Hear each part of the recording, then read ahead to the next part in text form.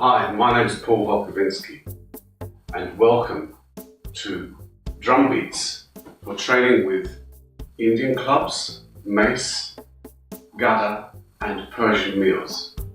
I'm the creator of these drum beats and therefore training with all these amazing pieces of equipment behind me, and it's something that I've been doing for quite a long time now and finally managed to get the album together. As an introduction to using drum beats, I'm going to do a demonstration today with using one of the slowest drum beats, which is at 55 beats a minute. It's the one that's called Windmills on the album, and it's basically dedicated to using for Indian clubs, although you can use the Gada or the Mace version or the Persian Meels version because there's 3 tracks at the same speed, so you might like one over the other. It doesn't really matter, but I just particularly liked this one for swinging Indian clubs.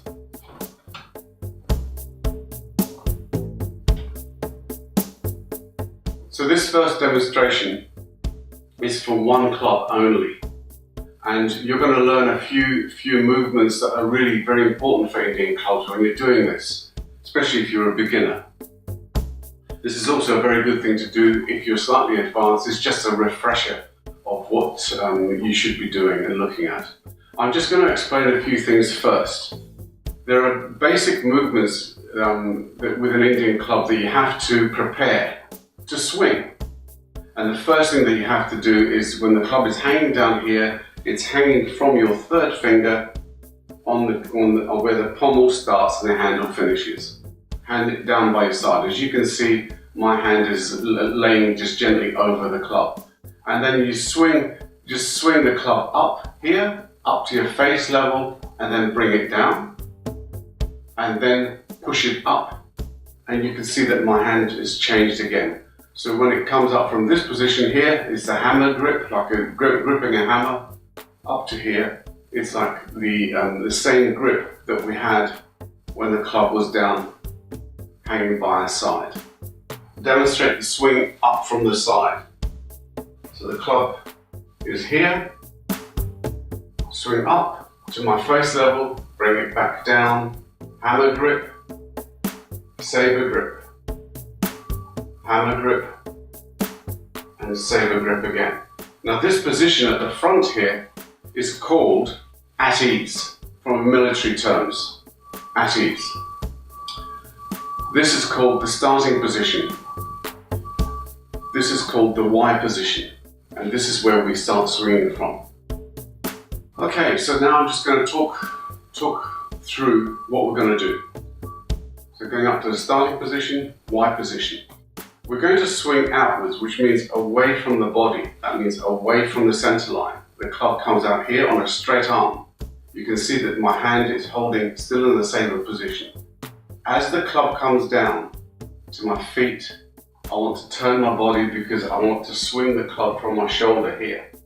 So that the club and my arm are all one. So it's a very long club. Up to the top here, shoulders square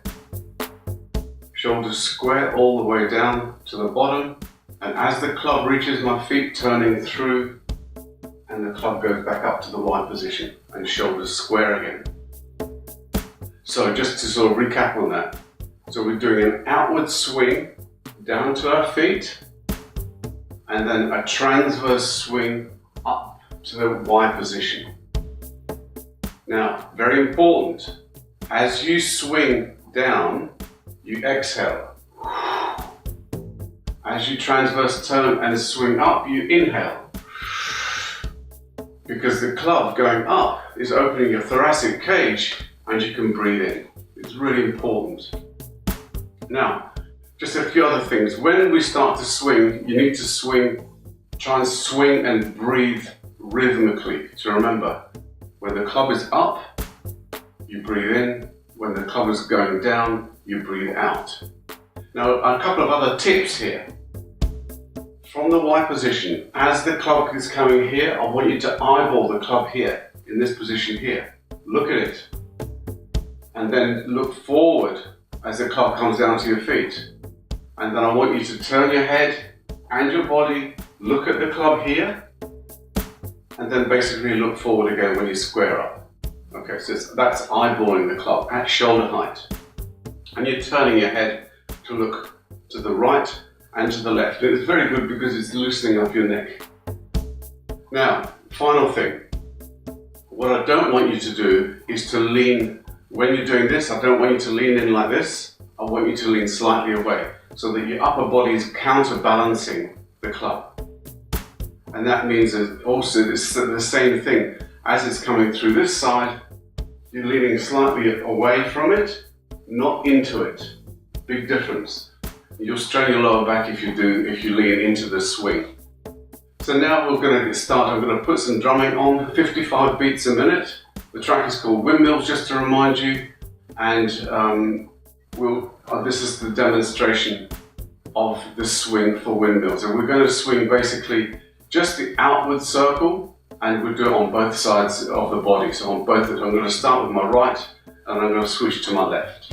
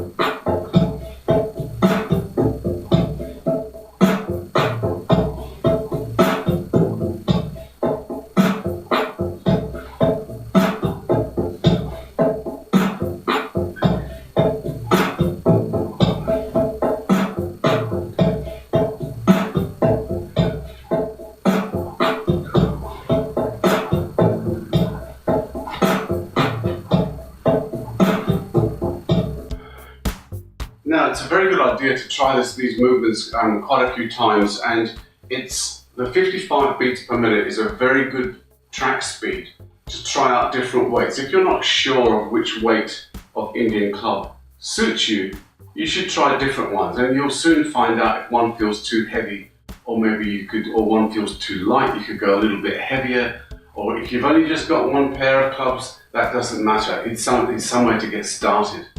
And that's the most important thing.